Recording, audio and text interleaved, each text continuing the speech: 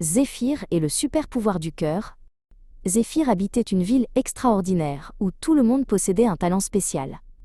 Son voisin pouvait soulever des voitures d'un seul doigt, et sa maîtresse d'école changeait de couleur selon son humeur. Mais Zéphyr, lui, se sentait tout à fait normal. Il n'avait ni force de géant, ni aile pour s'envoler. Son fidèle compagnon, un petit chien nommé Barnabé, n'était pas d'accord. Barnabé pensait que Zéphyr était déjà un héros, car il savait exactement où gratter derrière ses oreilles. Chaque matin, ils s'entraînaient ensemble dans le jardin, juste au cas où une aventure arriverait.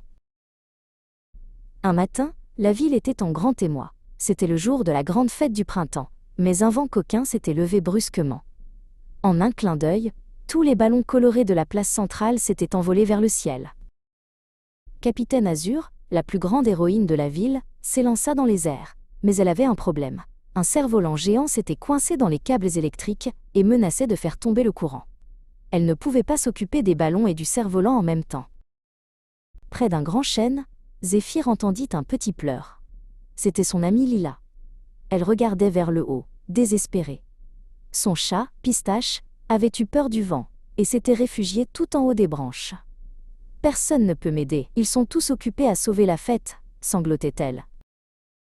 Zéphyr ne pouvait pas voler, mais il avait un talent secret, il savait parler très doucement aux animaux.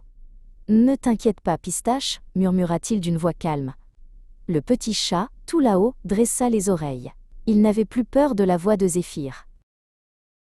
Pendant que Zéphyr commençait à grimper prudemment branche après branche, Barnabé restait en bas. Le petit chien aboyait très doucement, comme pour dire « Allez Zéphyr, tu peux le faire !» Zéphyr n'allait pas vite, mais il faisait bien attention à chaque pas. Enfin, Zéphyr atteignit la branche de Pistache. Il prit le chat délicatement dans ses bras et redescendit petit à petit. Une fois au sol, il rendit Pistache à Lila. « Tu es mon héros !»